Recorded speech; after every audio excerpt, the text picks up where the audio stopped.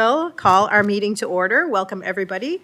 Bienvenue tout le monde. January 15th, 2026, our first regular council meeting of 2026. We have no regrets this evening. Number 2 on the agenda is the invitation to stand and move. So if any time you feel like you need to get up and move around, feel free to do so. Number 3, we have the approval of the agenda. Are there any additions to our agenda this evening? Seeing none, the agenda is no, we make a motion to approve that. We do. Sorry. Can I have somebody make a motion to approve the agenda? Moved by Councillor Surratt, seconded by Councillor Bourque. Any questions on that? All those in favor signify by saying aye. Aye. Contrary minded, motion carried. Conflict of interest declaration. Does anybody have any conflicts of interest to declare this evening? Okay, seeing none, if you have a conflict at any time, you can declare it at any time on the agenda. Number 4, we have a presentation this evening from Yarmouth County Community Health Board on basic income guarantee. So we would invite our guests to come up to the desk and we'll get you to press the mic button.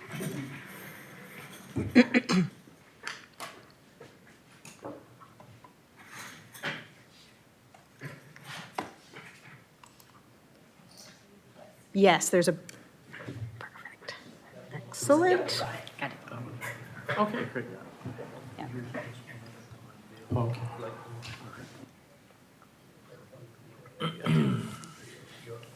Okay, you are all set. Thank you. You're welcome.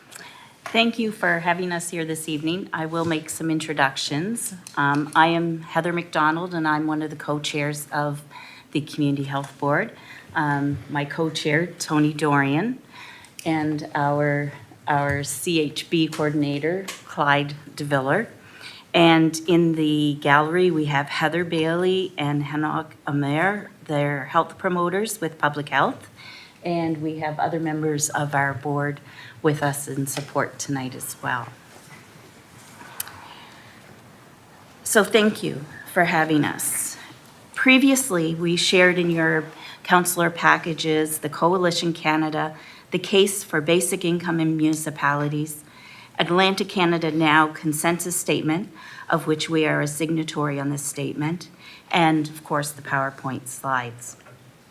And also available, we do have copies of our health plan so that you can see how this this contributes with our, acts together with our pillars of our health plan. And you have a summary there, and then also there's the larger document is available online for you as well.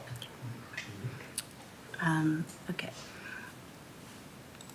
If you attended the Nova Scotia Federation of Municipality Conference in November, you may have heard about a basic income from Bell Hatfield and Roger Tetlock's presentation. We are asking the council to let Premier Tim Houston and Prime Minister Mark Carney know that you believe every citizen in Argyle deserves adequate shelter, access to food, and the economic opportunity to be an entrepreneur and avoid falling into poverty. We hope you'll let them know you believe all people living in Canada deserve access to a basic income guarantee. And we'll come back to that specific request again later. Okay, and I'm just going to tell you a little bit about who we are and what we do. So we're a volunteer board, and we meet monthly. So we meet 10 times a year, and we are a volunteer board, but we have a really good support network.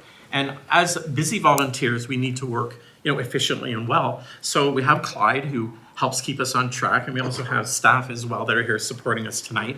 And so it allows us to function well as volunteers. So I'd like to see that first because everyone is busy, and it's nice when you can hit the ground running like that. So we meet monthly. We have 8 to 10 members that come each month. And a couple of our main responsibilities, I think I think that's the best, is we get a pocket of funds from the province, and they're called a wellness fund grant. So local folks can say, hey, I've got something that can maybe improve the health and wellness in our community. So they can present an application, and then we look at it, and if we can fund it, we fund it. So that's something that's really good because we have a lot of grassroots type groups, and I think it's a really relevant and important function that we do. Another thing we do, if you look up here, we also put together a community health plan as well, right? So it's a 5-year plan, And it's put together by looking at research, but we also do focus groups, we do questionnaires, and we really want to make sure that we mine the right information from the people that we serve. And so with this plan, themes emerge. And so we listen well, we take notes, we collate, and of course, public health helps put us together. And so there's 4 pillars that emerged from the plan that was just launched in January. So if you have a look there, the very first one, access to basic needs. So really, that is huge, because if you look at it, it's food, it's housing, and it's income. So that is a big piece, and it's probably the biggest pillar there. Then we have mental health, and as we know, that is huge. We read about it all the time, and we know that our health professionals are taxed and busy and overwhelmed.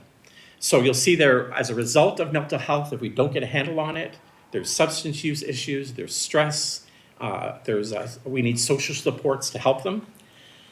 And then the other 2 pieces are equally important. So we're looking at the community environment, and that's engagement. It's seniors in isolation, it's activities for our youth, it's recreation. And then sort of a new theme emerged for this plan, and we're really excited about it. And of course, everyone's talking about climate change and our natural environment.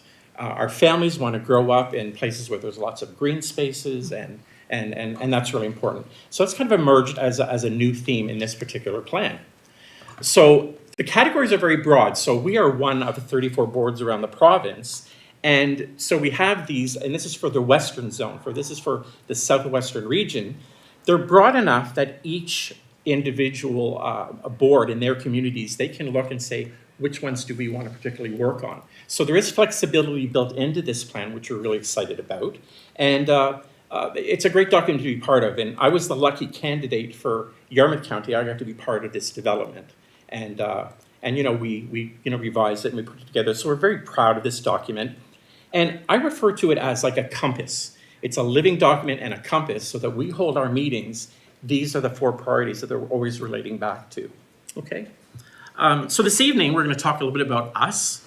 We're going to talk about basic income, and we are going to talk a little bit about poverty, and then we have an ask as well. Okay, I'll turn over to you. In your councillor package, you have the case for basic income in municipalities. And here, they define a basic income as an income-tested, targeted, and unconditional cash transfer from government to individuals who need it most. That would enable everyone in Canada to meet their basic needs, participate in society, and live in dignity regardless of work status. A guaranteed income would represent a profoundly impactful investment in social policies. So major structural change in how we deal with poverty, a major philosophical shift in how we view poverty, and how we protect our citizens from falling into poverty. For example, someone who's unable to work because of caregiver responsibilities.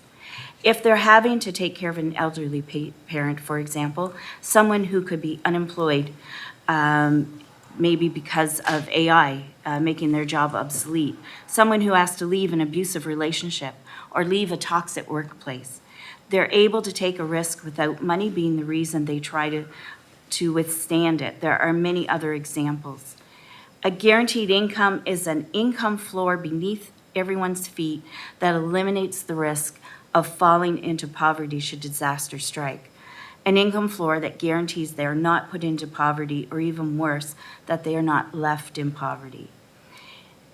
Thankfully, we have researchers, economists, and advocates across the country working on this. And there are many examples of projects and pilots that have demonstrated that a basic income can be successful. Coalition Canada was established in 2019, of which Basic Income Nova Scotia is part, to help create a common definition and set principles to guide the government's implementation of a basic income guarantee. Some are highlighted on the screen. The Big Now Atlantic Canada consensus document expands on the principles, and to highlight some of them, universal accessibility, where everyone who needs it could get it. Unconditional, subject to income and residency requirement. sufficient, a livable amount, responsive to changing circumstances. A single person receiving the standard household amount of income assistance gets $726 per month. This is for basic needs like food, clothing, shelter, utilities, personal items. However, it's been shown that this amount is not sufficient. We are advocating for a livable basic income, and this amount has to respond to the cost of living, interest rate increases, and so on. Respectful of autonomy, distributed with minimal bureaucracy and intrusiveness. Our current welfare system is punitive and not easy to access. There are multiple and lengthy application forms and is not serving Canadians well currently. It's an essential component of a broad social net of universal supports and services. A full, adequate basic income replaces income assistance, but not necessarily other vital social programs. It needs to be noted that a basic income should be part of a broad social net of supports and services. It should not place supports that provide for particular needs and vulnerabilities. Other provincial programs and supports are still very much needed. A living minimum wage, for example, or disability supports. Okay, I'm going to talk, the next couple of slides are going to take a look at some of the issues surrounding poverty. So the Canadian government definition, poverty is a condition where individuals lack the resources, means, choices, and power to maintain a basic standard of living and participate fully in society.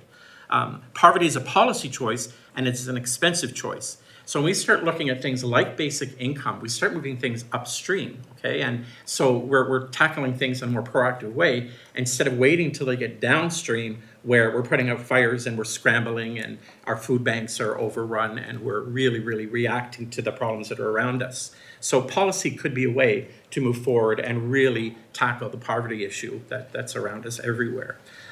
You might ask, how do we measure poverty? So something that Stats Canada does and the Canadian government does is there's something called the market basket measure, so that across the province and across Canada, you can take they have a consistent series of items. It can be clothing, food, housing. I think it mentioned shoes specifically because that can be inexpensive for a family. And then it bases what do people need to basically survive.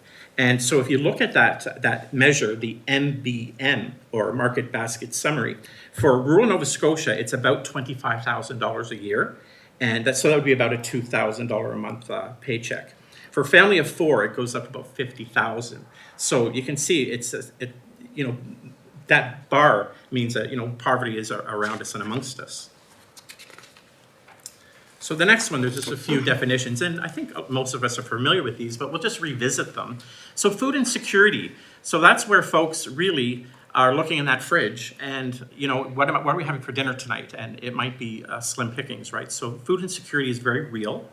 But they cost our healthcare system because when people aren't healthy and they're unfed, and we've heard reports about children, brain development, if they're not fed properly, they're going to be taxing our health system.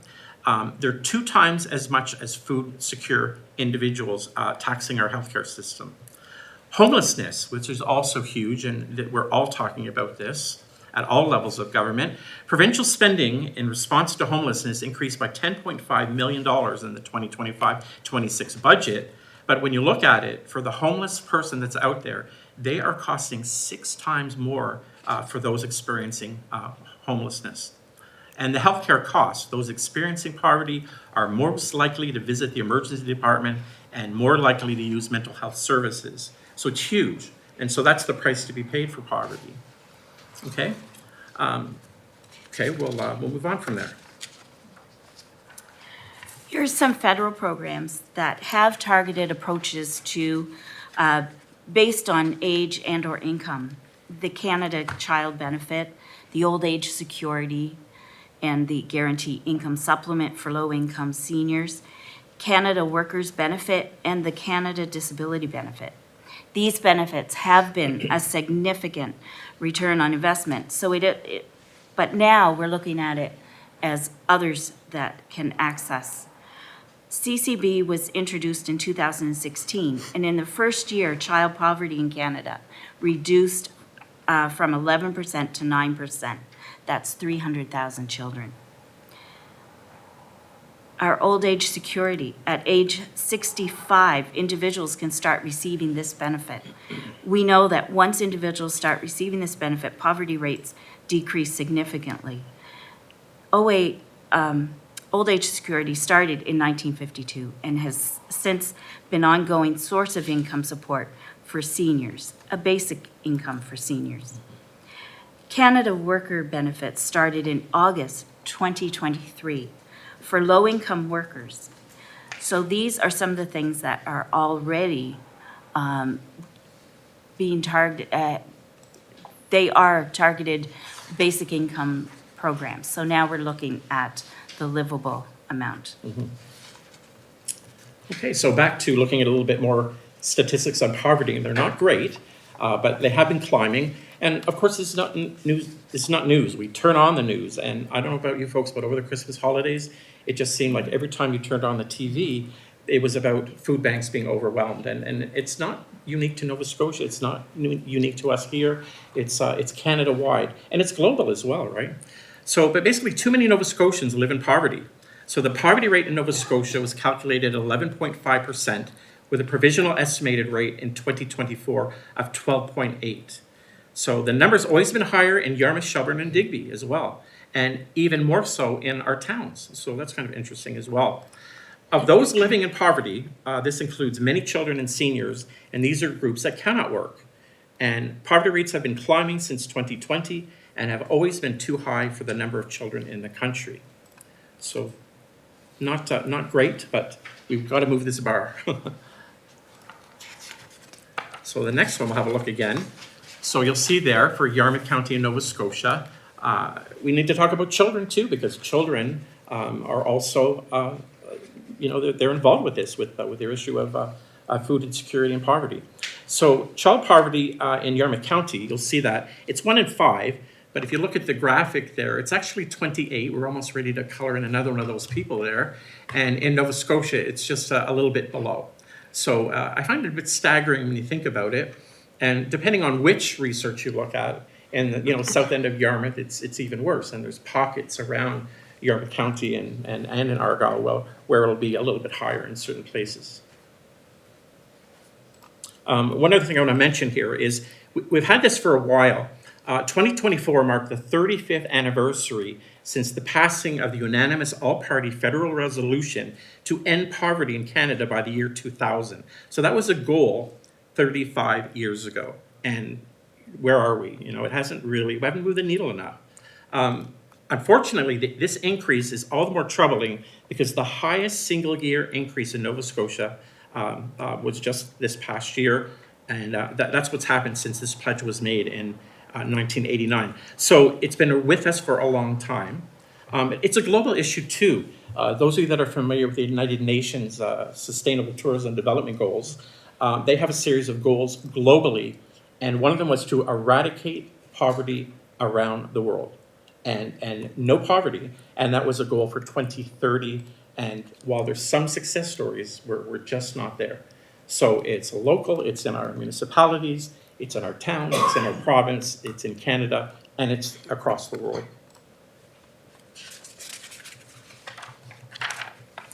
And then another way of looking at the data here, once again, so this tracks the provinces here, and you'll see that Atlantic Canada is basically, we lead the way unfortunately lead the way with the most percentage of children under 18 living in food insecure households. And in Nova Scotia, it's 38%. You'll see a little dip this year, but it's still, they're not great numbers, but they're there for us to look at. Okay. You might be thinking that this is out of our jurisdiction.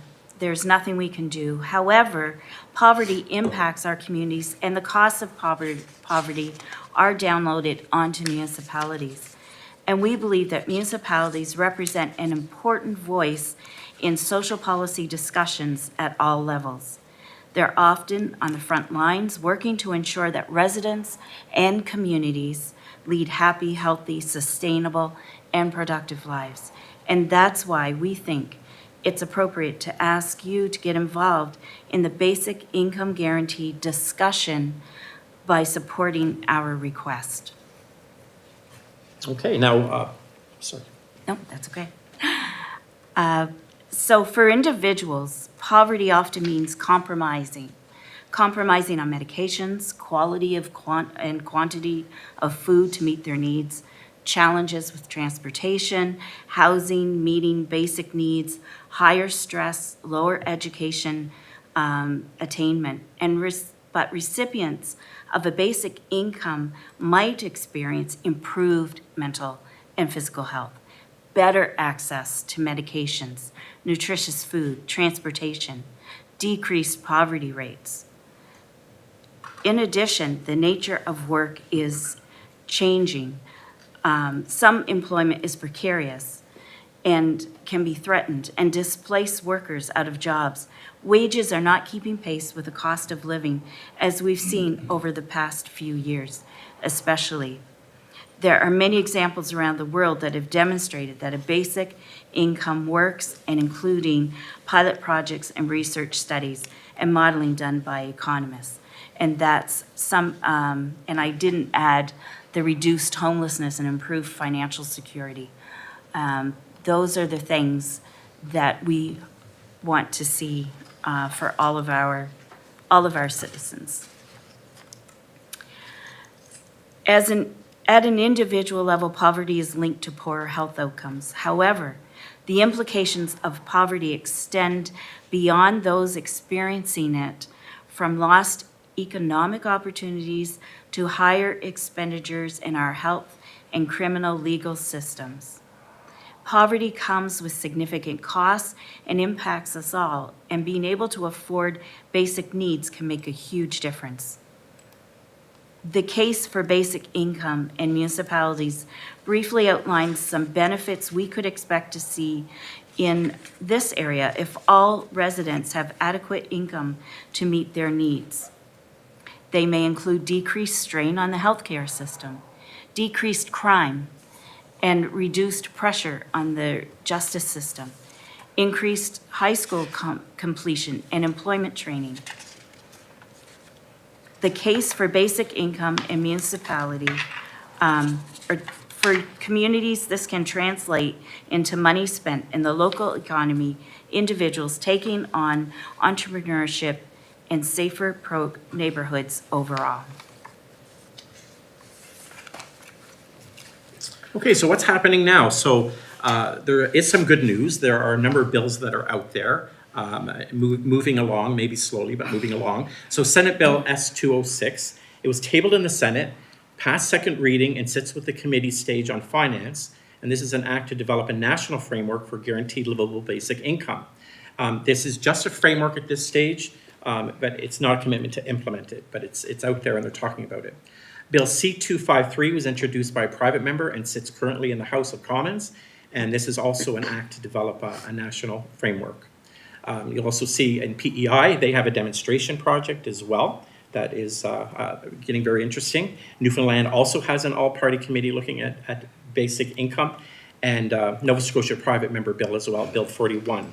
So it's called the Guaranteed Basic Income Pilot Project Act. So there is movement out there and people are starting to talk about it. Now, with the PEI demonstration project, so they proposed the following. So it'd be implemented through their tax system. It will replace social assistance, but they will keep other well-recognized financial programs in place, such as child benefits and old age security and disability as well. So that is, they're almost ready to go. They are out there advocating for it, and they really want to be, they could be the first out of the gate. What's kind of interesting about this is, obviously it'll be look very different for Nova Scotia. We're a different province, we have different needs and issues, but we can still take a look at this and we can support, hopefully, this project, because we can look at it and learn from it and you know, and watch and learn as they move forward, and then we can maybe move forward. While we acknowledge that Bill 41 was tabled in the Nova Scotia Legislature to implement a targeted pilot project, there still needs to be an all-party committee and furthermore, to look at how a basic income could work for all Nova Scotians and not just a targeted group. The evidence is clear, sufficient, and the challenge now is political. So we are asking you to get involved in the politics of basic income guarantee by taking a stand along with many of your peers on this important issue. Our ask includes that the Warden and Council write a letter to Prime Minister Mark Carney, MP Chris D'Entremont, requesting they honor the Federal Provincial Basic Income Guarantee Working Group in PEI and begin talks to establish a similar working group with Nova Scotia. That Warden and Council write a letter to Premier Tim Houston, MLA Colton LeBlanc, requesting that the province establish an all-party committee of the Nova Scotia Legislature to examine the implementation of a basic income guarantee program for Nova Scotia. And we do have letter templates that we can provide if that is something that you would wish. The Nova Scotia Federation of Municipalities passed a motion in 2025 to advocate to the province for an all-party committee of the legislature to study a basic income in Nova Scotia. And our CHBs have done the same, and we ask that you would also do the same. As of November 2025, 20 municipalities have passed resolutions to support a basic income guarantee and represents 80% of the population. Halifax was the first. One of the most recent was the Municipality of Clare, and the town of Yarmouth also passed a resolution. And wrapping things up, your honor, councillors, it's a gift to be able to come here. You're very busy people. Your time is very valuable. We really appreciate that we're able to come and talk with you and share what we feel is one of the most important issues out there right now. And to leave you with a quote for Mayor Savage, who was our ex-mayor of HRM, "The feds have the money, the province have the jurisdiction, and the city and the towns have the problems." So thank you very much, and if you have any questions, we'll try to field them for you. Thank you. Great Thank you. presentation. Thank you. Are there any questions from any councillors? Councillor Surratt. Thanks for the presentation. Thanks for the Community Health Board and the volunteers, for sure. Certainly it's work I did, for those who don't know, I did a lot of work with public health previously. I'm not there now, but previously, and was a big, and the pun is definitely intended, big supporter of basic income and moving forward basic income. I think the pilots speak for themselves. They date back to the 70s. There's definitely huge value, and we've seen the poverty rate go up despite the World Health Organization vow 30 years ago to eradicate poverty. It's getting worse and worse and worse, and it's because we're chipping away with Band-Aid solutions as opposed to looking at the big picture, and that's what we really need, is that big picture look on and focus, and basic income is one of those pieces. When I worked in it in the past, oftentimes people would get kind of confused between that and other social programs, and you did talk about the other social programs, and they also, as a result of COVID and CERB and those payments, people go like, oh, it didn't work, they did it during CERB and it didn't work. And so I think there's just so that people kind of hear, it is a different program than what CERB was intended to do, and I think that has to be said out loud.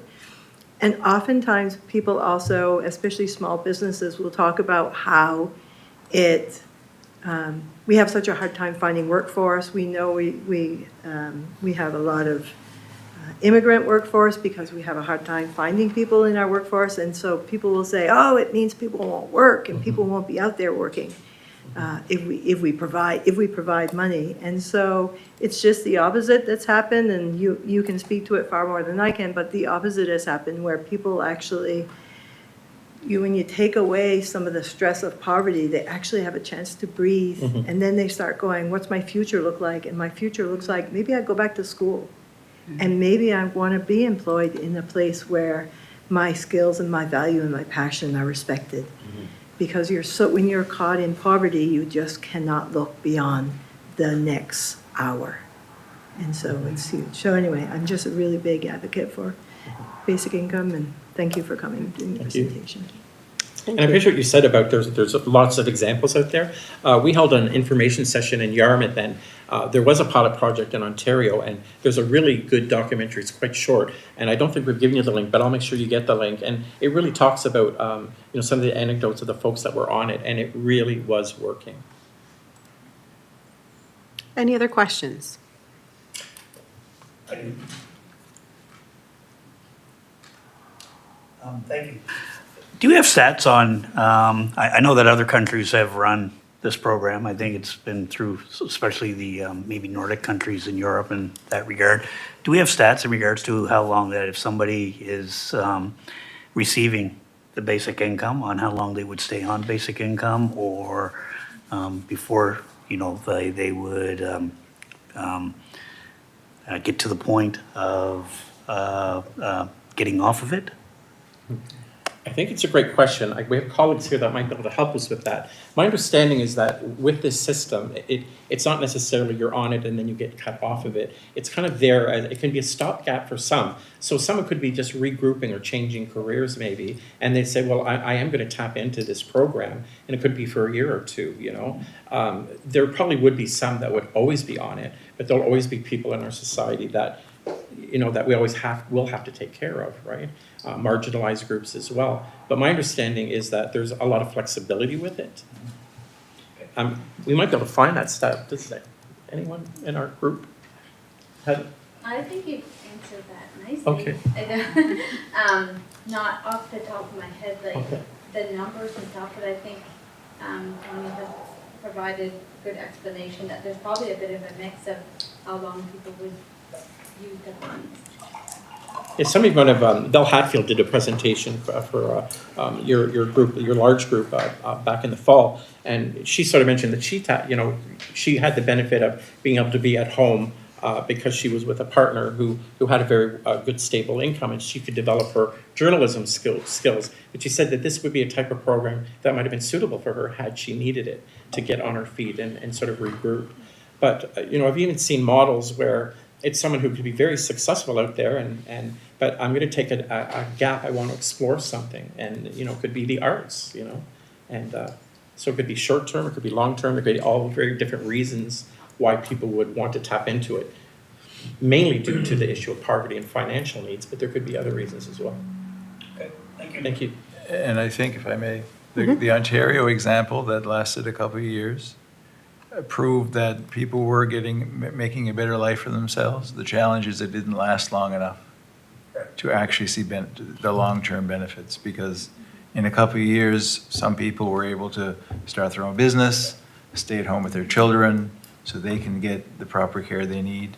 But unfortunately, it was cut by the Ford government, and we didn't really see how well it would have worked. But from what we hear from that documentary that Tony mentions, the people that were interviewed definitely regret that it was canceled. Thank you. Any other questions?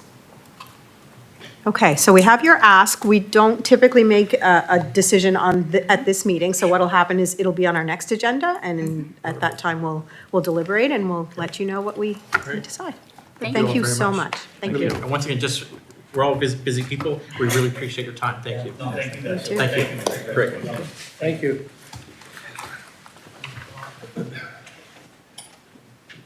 Okay.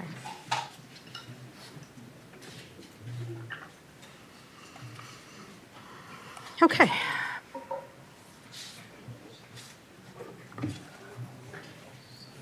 We okay? Good. Okay, we will continue. Number 5 on the agenda. Thank you. Number 5 on the agenda is the adoption of minutes. So 5A are the minutes from December 11th, 2025, our regular council meeting minutes. Were there any errors, any omissions on those? Okay, seeing none, they are adopted as presented. We also have 5B, January 8th, 2026, our special council meeting minutes. Any errors or omissions there? Okay, seeing none, those ones are adopted as presented as well. Number 6, recognizing Argyle, council announcements. Are there any councillors who have any announcements for recognizing Argyle? Counselor Yes, Foster. if I may. I would like to extend congratulations to the group of volunteers that run the social club in Surratt's Island. They're very creative in coming up with some unique and interesting ways of bringing the community together. They've had such things as meet and greets with the new arrivals to the community.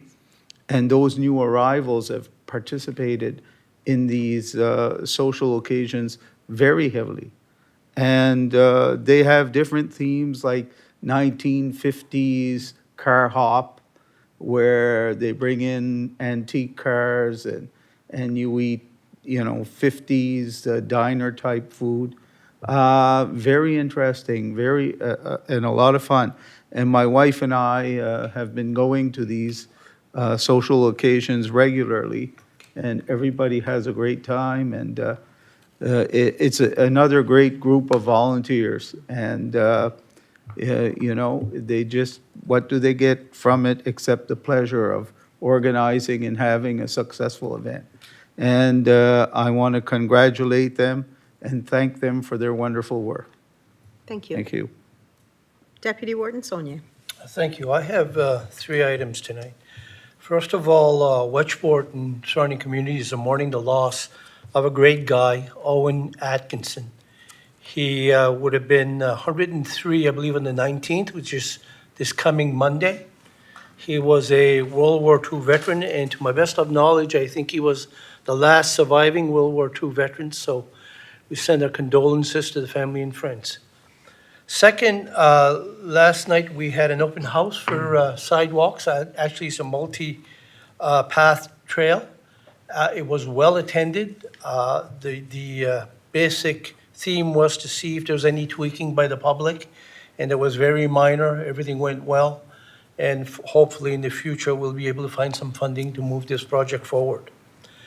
Lastly, for me here, I was invited to present a small award to a contestant from the Wedgeport School, and that had to do with drawing a Christmas card. And I think Chantal, if you may, will explain what that's all about, and Ellen will explain a little bit after that. Thank you, Deputy Warden, and through you, Miss Warden. So basically, the Christmas card program that we do this is our second year partnering with the credit union for their Christmas card contest.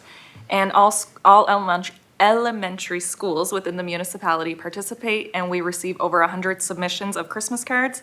And the selected winner receives a $75 gift card, and the winning design is used for our Christmas cards. So it was a good way to, instead of getting the generic little Christmas cards to send out to our people, it's nice to get the kids involved, and the staff really enjoy it as well. Thank you, Chantal. So I accompanied Chantal and Julie to the Wedgeport School, and the winner of the contest was a young fellow by the name of Miles Pache. And I didn't expect too much out of this because it's small. It's not like the big items we do here for council. It's not the mayor and the center. However, I think Chantal and Julie and I were taken aback by the reaction of this little guy. Absolutely. And he surprised us. We made his day. Mm-hmm. And in return, he made my day and Chantal and Julie's day. Actually, he made my week. It was great to see this guy. And it reminds me, and it's why I'm bringing it up, that with all the big things council does and keep doing, the little things do matter. And I was a better man for looking at this little kid. I tell you, he was a great guy. So thank you, Miles. Thank you to staff. Thank you to the credit union. It's a great program. Thank you. Thank you. Does anybody else have anything they'd like to share? That was a really good way to end it, I would think, anyway. Thank you. Next, we have committee reports, number 8. Nope, sorry, number 7, Warden's report. The Warden's report is attached. Are there any questions for the report? Okay, seeing none. Number 8, committee reports. Do we have anybody who would like to make a committee report? Councillor LeBlanc. Thank you. Not so much a committee report, but I would just like to indicate that the new CEO of the Mariner Center has started as of January 12th. So I'd like to welcome Mr. Dave Tompkins to the area. And I know he comes over from Charlottetown, but he's originally from Deep Brook. And so it's good to have him come back home. He was really looking forward to it. He's really excited to start. Also a bit nervous, and rightfully so. But he comes with loads of experience, and really looking forward for him to get settled in and get things moving. Thank you. Thank you. Anybody else? Okay, seeing none, we'll continue on. Number 9, 7-day notice. We don't have anything under 7-day notice for this evening. Number 10, old business. 10A, we have our SPCA update. We did receive an email today, I believe it was today, from our CAO about our SPCA contract. CAO Muse? Thank you, Madam Chair. Very quickly, just an update. You did receive it, but I know there's there's been some incidents in neighboring communities that have people very, a lot more, let's say, aware of dogs, dog control, dog safety, public safety. And so I just want to provide an update for everyone that here and listening. So first of all, the SPCA and we and the SPCA were in between contracts. That will end tomorrow. There will be a new contract set with the municipality and ourselves, assuming that they can oppose their signature on it tomorrow. That's likely when it's going to happen. This is more of a pay-to-play as opposed to the previous contract. The previous contract was approximately $30,000 a year to the taxpayers, and that included both bylaw enforcement as well as sheltering services. This contract is revised and is actually a lot less money to the municipality, and so the initial thought was, well, is it less service? And the answer is it's a different service. So the way it'll work is that when there were dog issues in the past, the phone calls would be slightly confusing to some. Does it go to the SPCA? Does it go to our bylaw enforcement officer? What's the response time? What's the issue? And as we know, we can get calls from dogs that are barking or annoying to fierce and dangerous and a very, very significant issue. So there's a very large bandwidth of calls that we could get. So the agreement was that all calls will come to the municipality. And so we'll be putting that out to the residents in a more formal way. The phone numbers on our websites will change, and they'll go to Mitch Colburn, our bylaw enforcement officer. Now, Mitch Colburn is not our animal control officer. He's our bylaw enforcement officer, which means that he will distinguish between the complaints, and he is in a very good position to determine whether the RCMP, the SPCA, or himself can address the situation. Like I said, some are a 10 on a scale of 10, and some are an annoyance or a 2 that don't necessarily require the travel of an SPCA agent from another county to ours. So we hope that will improve services, particularly around the annoyance complaints, because oftentimes when there is an annoyance where there's a loose dog, and by the time it gets addressed, the dog is safely in their home, and sometimes those things are benign, and sometimes they're not. The other side to this is the SPCA is fully committed to assisting Mitch in areas of concern where there may be some confusion around the situation. They are our advisors. They will respond to calls that we have asked them to for a fee. Those calls are not very often, but they are significant at times in magnitude. They'll continue to answer the call. They will be responsible for picking up dogs that need to be picked up. They will be responsible for sheltering those dogs, and they will continue to be responsible for sheltering strays, whether they're brought in by residents or whether they're brought in by Mitch or someone else in the community that's seeing a stray dog that needs to find their home. Also, in other news, we will be reviewing the bylaw, our current bylaw, to make sure that it is consistent with, or perhaps a double look to make sure that the enforcement related items are in fact reflective of what we want it to be. The bylaw is fairly new, but the SPCA has also brought many other examples of bylaws to our attention that occur in CBRM, Ontario, and other places. The language to which is different than ours. We'll do a compare and contrast. If there are things that we need to improve or bring to your attention, we will do that, and you can decide how much more enforcement or education or whatever the case may be. You will be leading the charge on changes to bylaw at your discretion. And as it relates to a particular situation that I just want to make note that there is an ongoing investigation occurring, and tomorrow will give us a lot more information on that particular issue.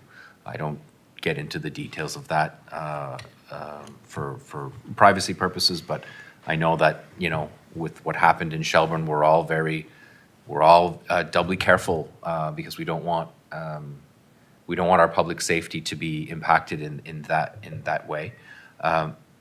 I neglect to mention the fact that the RCMP was also contacted generally on dog control and reminded of their obligation around public safety, and they assured me that they don't require our bylaw to say that the RCMP must do this or we must do that.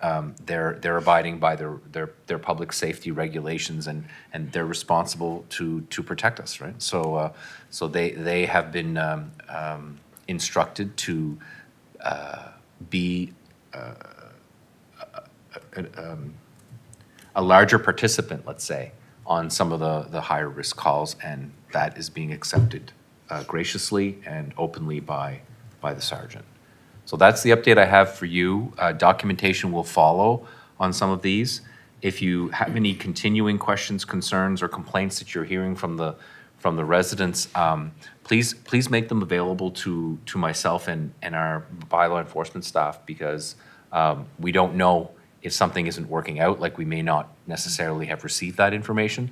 I know the RCMP say that to you all the time. If you're seeing issues, you know, make sure you call, make sure you log it in, because they can't respond to something if they don't know about it. And don't be afraid if we already know about it, that's okay. It's better we know about it twice than zero. So that's my update on that, and I'll entertain any questions. Thank you. Councillor Madden? You mentioned that if we use the service, we pay. Is there any way of recouping that service, as in sending an invoice to the animal owner, or anything of that nature going to happen? Through you, Mr. Chair, absolutely. So we currently have fines and fees that are, did I say Mr. Chair? I apologize for the misgendering. Wow. Can we, okay, Madam Chair. Yeah, I have my glasses on there. Apparently they're not working. Councillor Madden, excellent question. We do have fines and fees embedded in our bylaw, but that's part of our review to make sure that when there are things like this that occur, that it, you know, in the case where the owner is the irresponsible one, they will be held accountable financially or otherwise for the bylaw infraction. So you're absolutely correct in raising that. So, you know, now that the contract has changed, we have to look back at the bylaw to make sure that those fees are consistent with our costs, so that we can recover at least some, if not all. And again, those decisions will rest with you.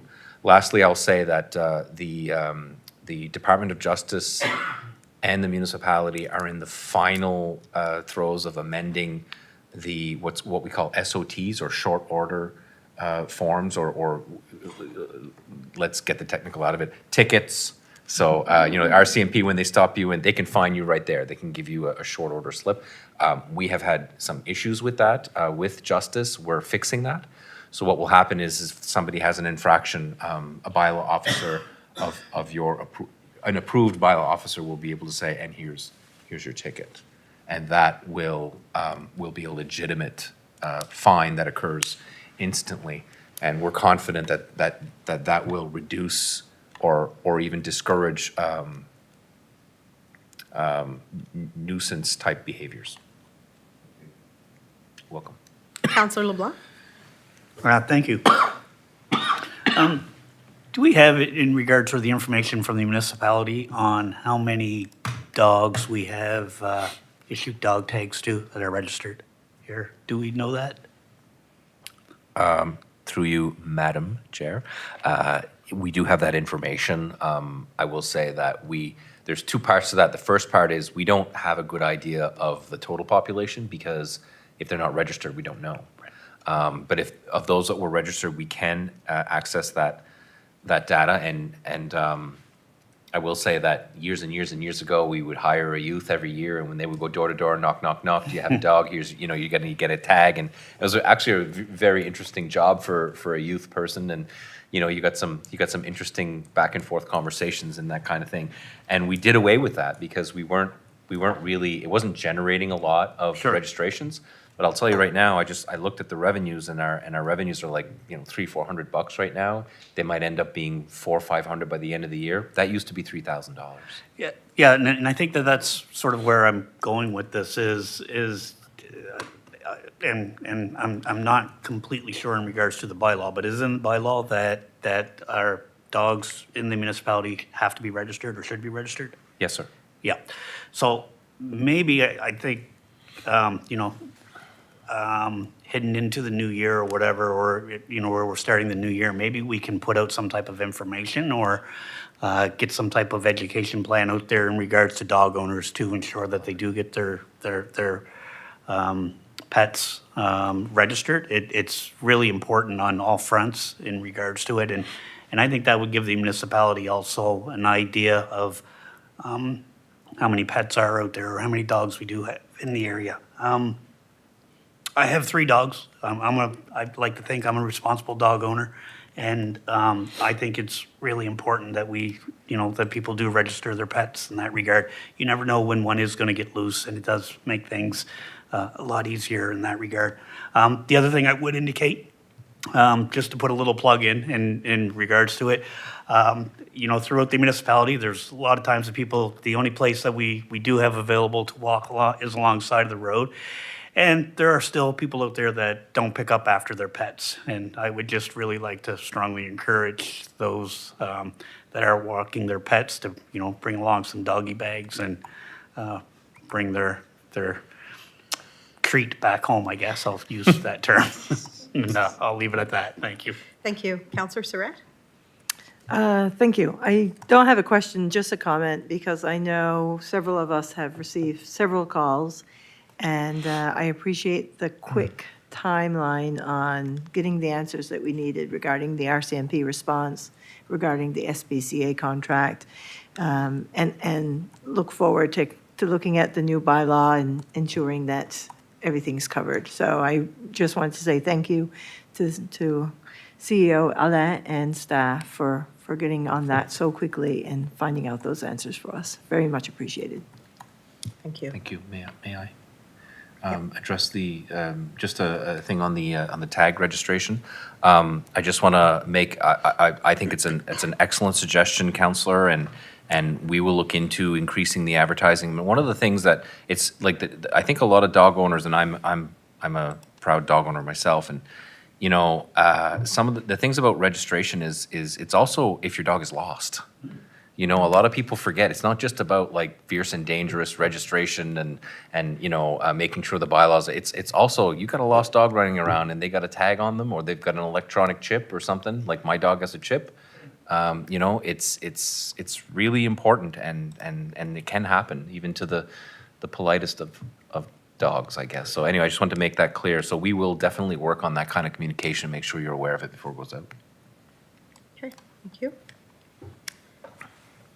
Anything else on that one? Okay, seeing none, we'll continue on to 11 for decision and discussion. 11A, Article C60, security cameras. So we're looking to have a motion tonight to pass Article C60 on security cameras. So this one is regarding basically the use of security cameras on municipally owned buildings, parking lots, those types of things. It talks in the policy about how, signage will be posted so that people are aware of where the cameras are. Talks about the reasons why security cameras would be placed in certain areas, and really what it boils down to is protection and safety. We've already had a look at this policy. Is there anybody willing to make a motion to pass this evening? Deputy Warden Sonia. I wasn't ready to make a motion. I pressed that a little premature. But I have a comment, but I can wait. Okay, somebody willing to make the motion so that we can discuss it. Okay, so it's moved by Councillor Bourque, seconded by Councillor LeBlanc. Questions on the motion? My only question is, when it comes to reviewing the tapes, it says that there will be designated people to do this, am I correct? That would be correct. Yeah. So I trust everybody in this building. So I'm assuming for a second that it's you and our warden and Councillor Digdon.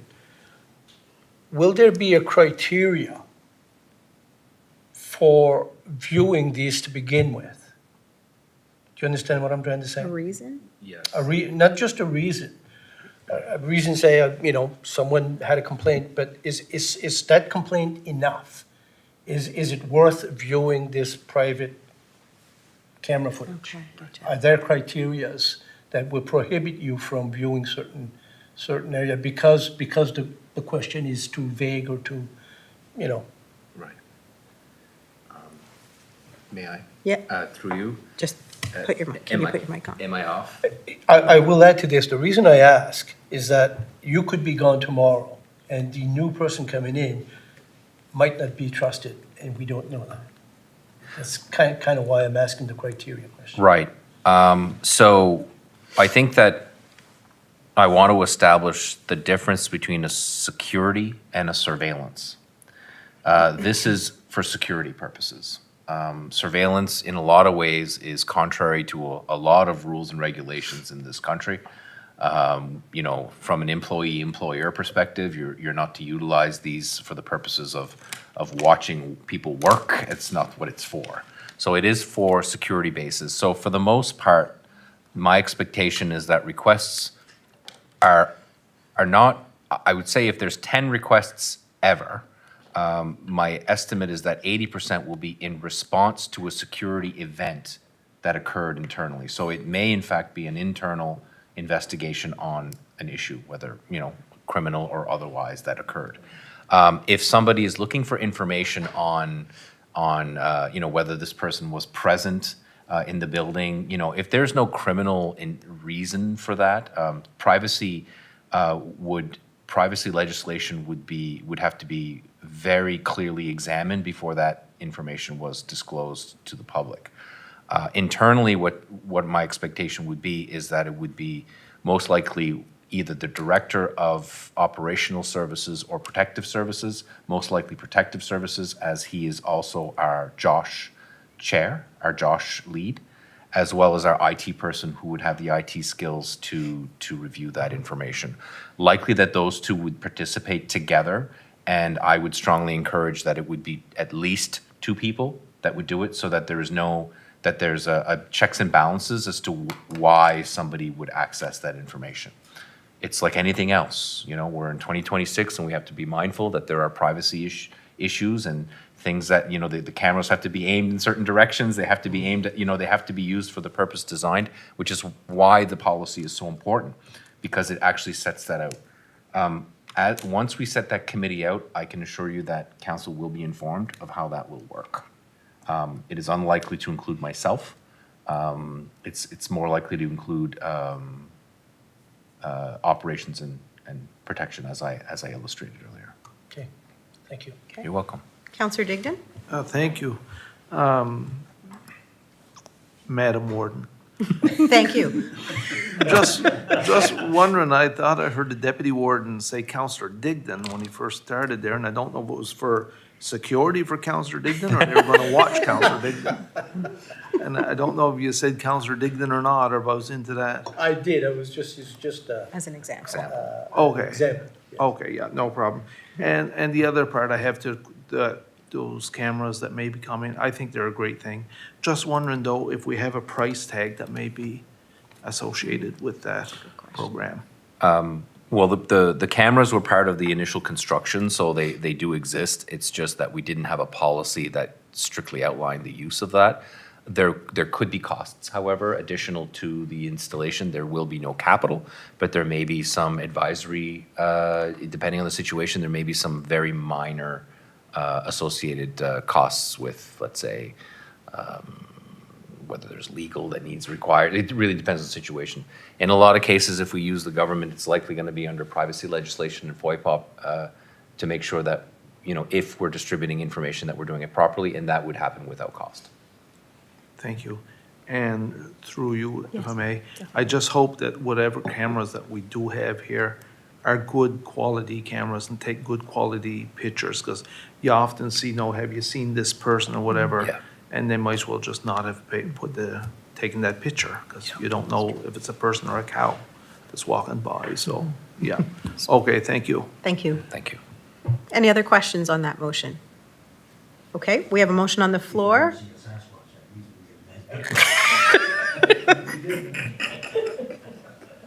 A motion on the floor. All those in favor signify by saying aye. Aye. Contrary minded. Motion carried. Oh, dear. I need to write these down. You should. All right, we're moving on to 11B. First reading of bylaw X19, penalties repealed. So we're looking for a motion to have bylaw number X19, penalties repealed. I make that motion. Moved by Deputy Warden Sonia, seconded by Councillor Digdon. Questions on that one? All those in favor signify by saying aye. Aye. Contrary minded, motion carried. Did you want to speak? Now that it's approved, I just want to remind council that you're seeing a lot of like policy and bylaw amendments and a lot of repeals of bylaws, and I just want to recognize that that's the work of Chantal Newell, who is going through your bylaws and making sure that the rules that the enforceability around some of these things like still makes sense. And we had some really old ones. I know you know this. I'm just repeating it for the rest that are listening in. Like we are getting rid of some of these old bylaws and really only focusing on the things that we should be focusing on. And you know, we just talked about dogs as being one of them, but there's others. You know, wastewater bylaws, et cetera. So we're just cleaning it up. So I thank you for approving these. Thank you. Next, 11C, regional modernization. So we have an attachment and we have a PowerPoint presentation. The PowerPoint presentation was from a meeting that we had. I don't exactly remember the date. It was in, when was it in? December. It was in December, okay.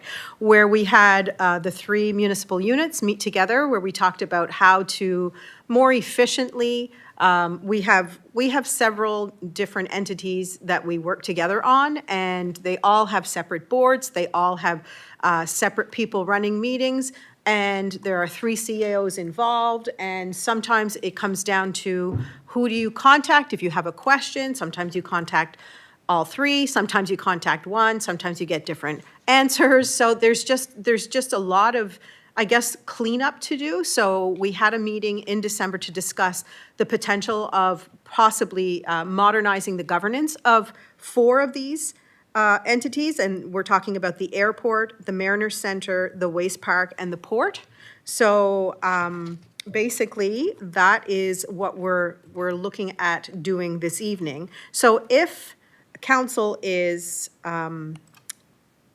content on doing that, we would have to make a motion to pass the resolution that is listed. And if we decide to do that, I will read the resolution. So is the wish, do we have somebody willing to make a motion to pass this resolution? Okay, so it is moved by Councillor LeBlanc that, and I will read the resolution. Whereas the 3 municipalities in Yarmouth County share ownership in multiple organizations via intermunicipal agreement, whereas these organizations deliver complex services to the region with staffing, HR, and other services varying significantly from organization to organization, whereas the municipalities have identified the need for consistent application in financial reporting, HR policies, governance policies, and other services which cannot be delivered with current service levels, whereas these organizations are also entering into significant growth, accessing additional funding from other sources of government for major capital projects.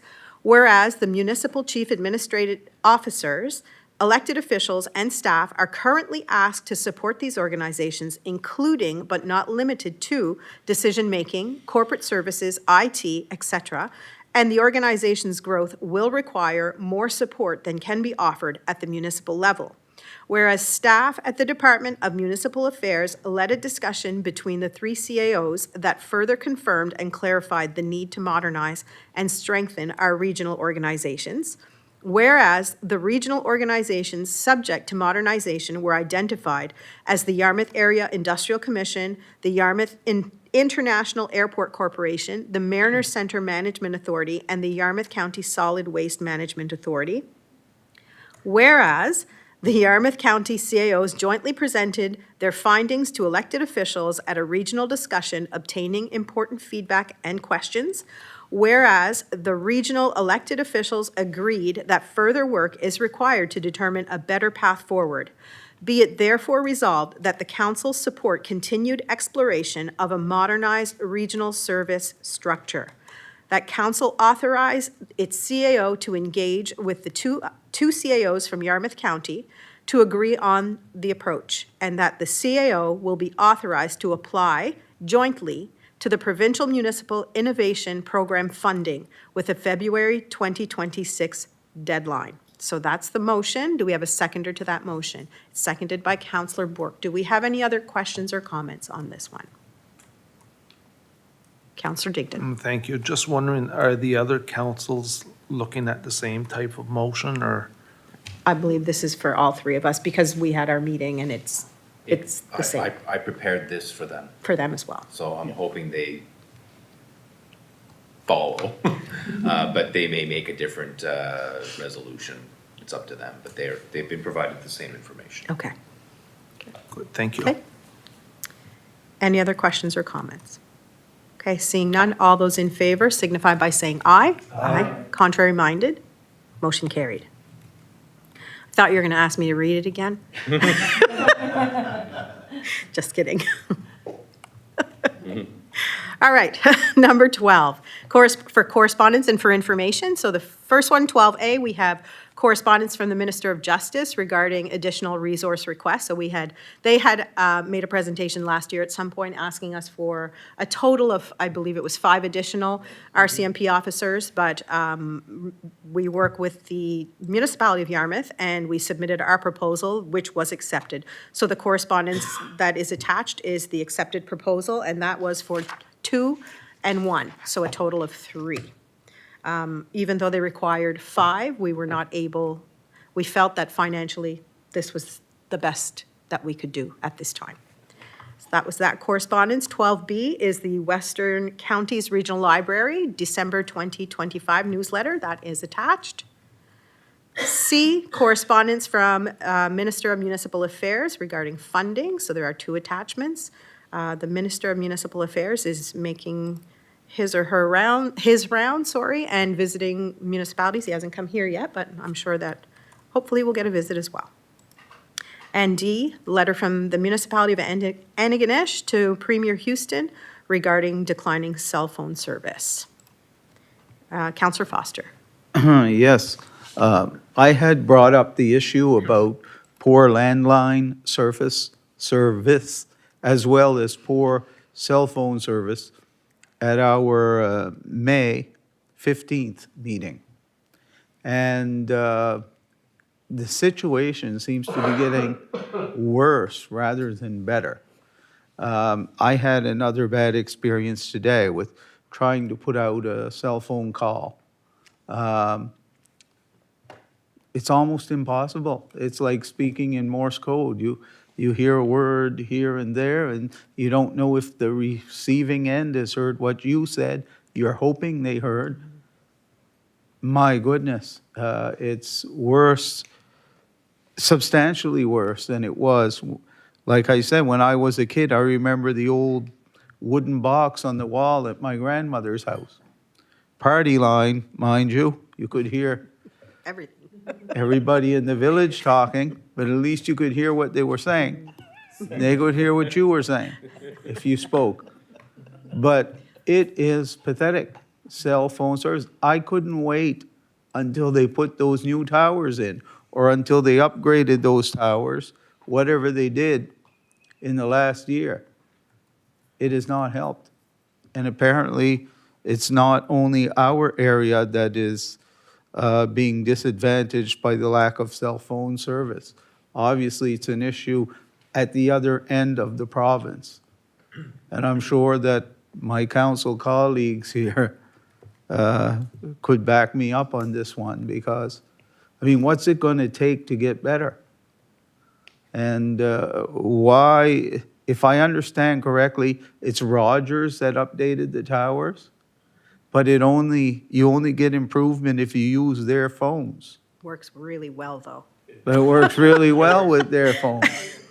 I know, I So- didn't want to say the company name, but it's true. Why It's true. didn't the government themselves get involved and do it themselves to the benefit of all companies and all consumers? That's what I'm a little confused about. Anyway, I'd like to know what the answer is to this problem, because it is getting worse. Do you want to? So I'll definitely support this letter that the people in Antigonish are requesting our support on. Thank you. Thank you. Councillor LeBlanc? Thank you. I'm not an expert by any stretch of the imagination, but I really looked into this in regards to the cell phone towers as well, and I have spoke to some people in the know. And, you know, one gentleman I asked, I said, what's it going to take to improve the service throughout, you know, the Maritimes, really? And he basically said 3 times the cell towers that we currently have. That's number one, which we're not going to get, because this is being driven by, again, you have 3 different companies that are involved. And going back to when the government puts the contract out, the company, which the name was mentioned, that won the contract, they were the ones, it's their equipment that goes up. Now, where the problem comes into play is that the other 2 companies don't have a roaming agreement with that company, and so they're not using those towers. So we got to the point of the exact same thing, is where we actually had to switch providers, because I couldn't even answer. I had to go stand outside in my driveway and rub my head and pat my belly to be able to get service. And so we really had no choice but to upgrade or to change providers. And once we did that, again, I mean, it's perfect. So the short answer to your question is, what's it going to take to fix for everybody? It's going to take all 3 companies to get together and decide that they're going to develop roaming agreements and accept that and put the money into it. The long answer, I guess, is in the meantime, I don't know how long that will take for them to ever do that. So if you want quick service, there's really, at this point, only one choice. Thank you. Okay. Next, number 13, financial request, 13A. We have a community grant request for Association des Acadiennes d'Argyle for District 8 for $700. Is somebody willing to make that motion? Moved by Councillor Digdon. Do we have a seconder? Seconded by Councillor Madden. Any questions on that? All those in favor signify by saying aye. Aye. Contrary minded? Motion carried. Next, we have 13B, curling club funding request. Councillor LeBlanc. Thank you. I'd like to bring, I guess, to council's attention. I know that we've discussed this in the open before, and regarding a motion that was presented back in, it looks like October 10th, 2024. At that time, if I could, I'll read that motion that was made. It was moved by Councillor Guy Surratt and seconded by Councillor Richard Donaldson to fund the Yarmouth Curling Club upgrades in the amount of $300,000 at $100,000 a year for 3 years, starting in the fiscal year 2025-2026, with a condition of provincial and federal funding to provide a letter of conditional support to the Yarmouth Curling Association. We haven't heard anything in regards to this since that point, and we are coming to the end of 2026. I don't want to get into discussion in regards to this or that, but I would like to make a motion, I guess, to rescind this motion, because I would like to put one forward regarding a new one. And I think the motion that I would put forward would be that if we are going to look at this funding, that one, we would get an update of what type of time frame it is that they are looking at, but I would not want to carry this motion on longer than I myself, I would give them till the end of fiscal 2027 to 2026, 2027 year end, which would be March 31st, 2027, to have the approvals in place for this project. Okay, thank you. So you're making a motion to rescind I am making a motion to look at rescinding the motion original from, that you read. that is correct. Do we have a seconder for that? Seconded by Counselor Surratt. Comment? The only thing I was looking at is I was all ready to rescind the motion by all means. And I'd like to see them, the curling association or group, before we put any other guidelines on the floor or anything like that, them approach us again with what they're into and what we may be able to do for them, instead of saying there's anything on the floor for them now. Because again, we've got a lot of expenses of our own coming up, and it's, the motion was made with good intentions, I know it. The people representing the club was here with good intentions, but it just hasn't worked out the way they thought it was gonna work out for them. So I'd like to see them, rescind this motion, and then the associate or the curling club approach us again if they're looking for more money. And then we go from there. That's just my. Okay. Counselor Bork? Yes, so, through you, Madam. Counselor Digdon, so do you mean that we would rescind this motion and then have a presentation from the curling club before we make another motion of any financial help? Personally, that's what I'd like to see. I agree. Thank you. Okay, thank you. Deputy Warden Sonia. So I understand everything that's being said. I will take it a step further and say we should look at it in terms of affordability towards our other commitments within our own municipality here.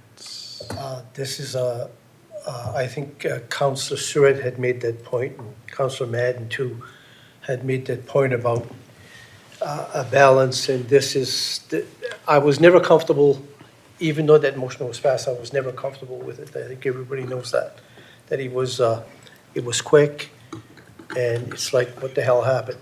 So it's a lot of money. It is. And we have our own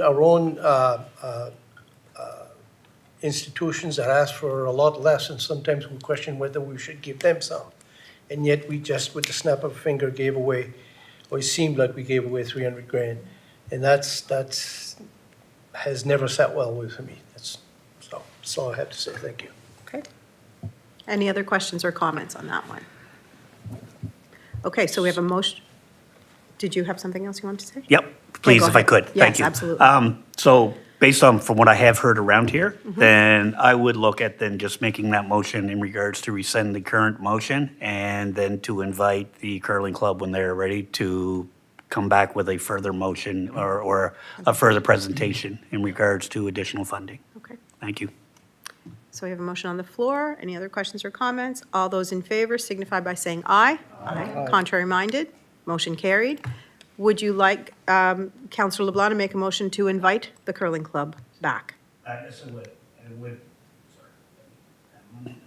Yes, I would like to make a motion to invite the curling club back with an update and also an additional request. Okay. Do we have a seconder for that motion? Okay, it's seconded. Any questions or comments on that? Okay, seeing none, all those in favor signify by saying aye. Aye. Contrary minded, motion carried. Good. Excellent. Next, agenda topics for our next meeting or notice of motion by councillors. Does anybody have anything they are going to bring forward? I do. I just wanted to give the opportunity to others. I will be sending some documentation out. I brought up earlier that the Doctor Recruitment Committee and the Community Navigator Committees were looking to merge. So we've done some work on that. So there's going to be like a memo, a proposal that I will send out, and I'm going to place that on the next agenda for discussion. I just wanted to bring that up forward. Anybody else? Okay, seeing none. Number 15, question period. Do we have questions? Okay. Go ahead.